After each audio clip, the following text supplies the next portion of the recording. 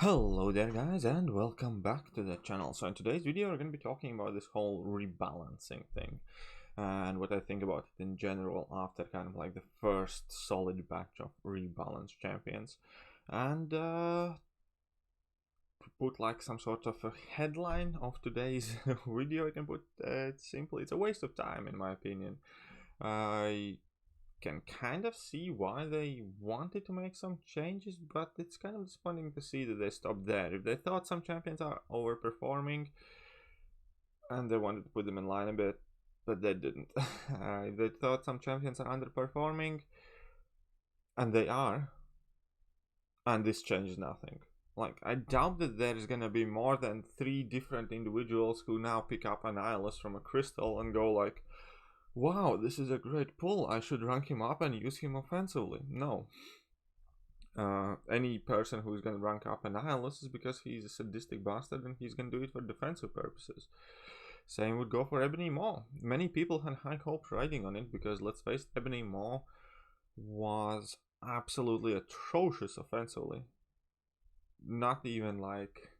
He's probably the weakest champion ever released offensively. And that's something, man. Because we have like Groot in the game, and Groot was like offensive powerhouse, I think, comparison to that. But either way, and it didn't really do anything. The changes, what did they achieve? They achieved the fact that Maw's degen is going to do a bit more damage. It didn't really change that much his defensive capabilities, aside from the fact that if you do get caught by the degen, it's going to be a couple extra potions to heal up, or you might need a bigger boost when you go in that fight. And as far as it goes for any other champion, then Cull Obsidian, the one actual kind of like balance change where there was some give and take, right?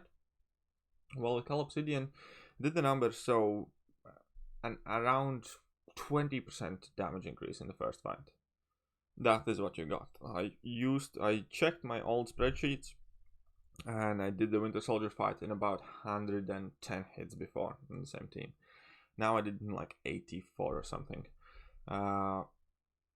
So it's about 20% increase for the first fight, which is cool, which is definitely kind of like nice.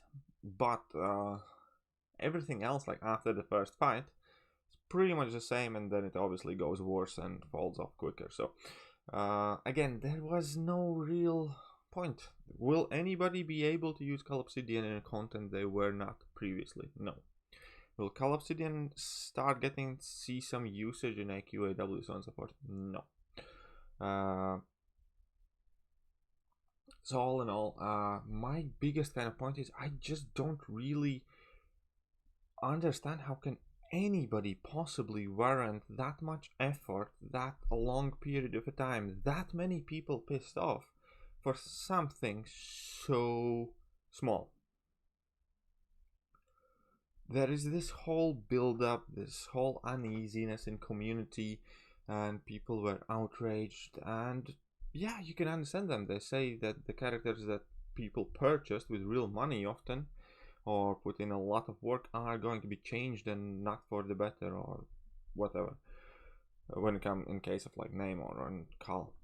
And then you kind of like get these balance changes, and well, first things foremost, like hardly anything changes. Like if you were to grade, I don't know, Namor before at 100% of effective champion, now it would be 99.8%. There's slight differences in his gameplay, but he's still gonna get used for exactly the same things he was used before. He's not going to get used any more or less with these changes. And they weren't like negative changes. Again, it just doesn't make sense to me why Kabam would, after what, 5 years now of game being out, first of all, anger so many players that they are going to be doing it, because this decision was not well received whatsoever. And second of all, go through all of this kind of like grueling process, put in that much man hours clearly designing those charts and putting that information together and obviously analyzing it, and then you need to actually execute the changes, so somebody needs to change the codes and stuff like that. And to go through all of that for essentially meaningless change. Not a single champion value or even expected use changed. Carl is still not a practical champion, still not a good champion for vast majority of the content outside of variant 2, which is probably the reason why I'm going to sell him. Namor still does exactly the same things, so I'm going to keep him. Annihilus and Ebony Maw are still defenders, and if any of them are going to get ranked up, it's going to be strictly for defensive purposes. And Human Torch, well, guess what? He was already a superstar in his right matchups, and guess what? Nobody can start using him in bad matchups all of a sudden. Like, you're not going to naturally take in Human Torch against Agent Venom or something, or whatever else random champions, right? Because every champion has good and bad matchups. Some champions differ in their kind of like quality greatly in between these matchups, as in like some champions, let's say Namor, even if in a bad matchup Namor is still going to damage relatively the same than he would normally in like a good matchup. There would not be that big of a discrepancy. In terms of like Human Torch, the discrepancy is massive. That's fine. He needs the right matchup, so he's somewhat of a niche champion. He's really great at what he does, apparently in Abyss especially, but none of these champion roles changed. And I guess this whole video is kind of saying like, I found it, the entire thing, to be pointless, and that kind of again infuriated me, because we all know how much it got talked about, how much of a panic and anger it caused before in the community, how upset I was before about these changes being announced, and how much I disagree with them. And then when you just kind of got on the board that these changes are happening and apparently Gabam must have them, which again I still haven't heard a good reason ever from anyone why. It's just something they came out of the blue after 5 years saying this is what we're doing now, but why and what's the point? And yeah, again, seeing these changes now for the first time being made, they mean absolutely nothing to me. Not a single champion opinion changed. Not a single champion ranking, usability changed. Not a single thing about them changed that would make me value them differently. And somebody can correct me if I'm wrong here, but by that kind of like quality standard reasoning, this change was effectively pointless. There were some very, very minor changes, minor nerfs, minor buffs, and to credit of Kabam, they obviously said that these are not going to be major changes, but they leave no effect, like at all, on whether these champions are valuable or not, whether you're going to be happy to pull them or not, whether you're going to rank them up or not. If you wanted to rank Namor before, you can surely go ahead, and it's exactly the same thing. You're still getting your Namor. If you wanted to rank up Khal before, go ahead, do it now. Same champion, does the same thing, sucks in the same other areas. And yeah, Annihilus and everything more. So, the point here is, I guess, the question, why do you think Kabam was so invested, so determined, and so unwilling to back out from the fact that these changes are needed to begin with, because they realistically aren't going to change anything that's worthwhile talking about? Like, none of these changes have absolutely any impact on any kind of metagame.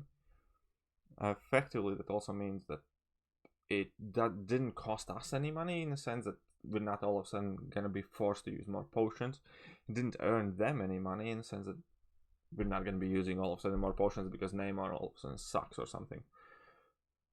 So there's like very hard to find a proper explanation currently why this was such a sensitive and important issue and topic for them, where they were still insistent of necessity of it, and where they were still insistent that it's something they want to go through with, and willing to put in all of this work, put on all of these graphs, putting in all of this testing and whatever not, because that's not cheap.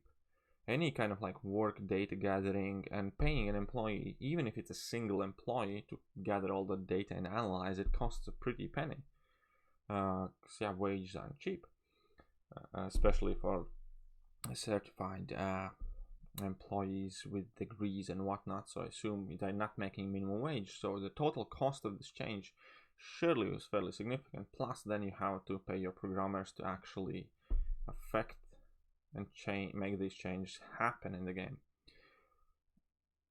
So I don't know.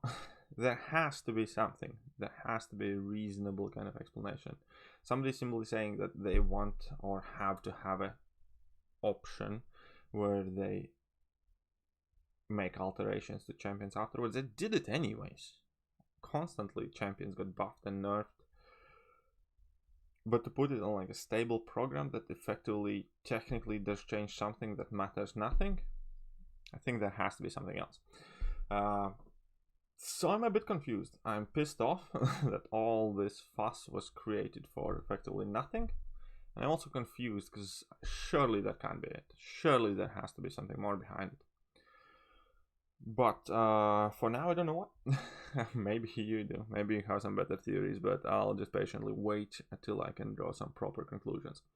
But either way, that'll pretty much do for today's video. So to finish it out, let me know what you guys think. Well, first of all, did these changes affect the way you look at any of the champions? Are they significant enough to alter any of your rank up decisions? And second of all, if you have an idea why this is still apparently so important for them to do and run this program of seemingly pointless minor tweaks. This feels like somebody's trying to micromanage something they shouldn't micromanage. This definitely seems like there is some sort of control freak at the other end of this who loves Excel tables too much. Because even if it has any data point like changes and relevance, then practicality of these champions hasn't changed one bit, or their value.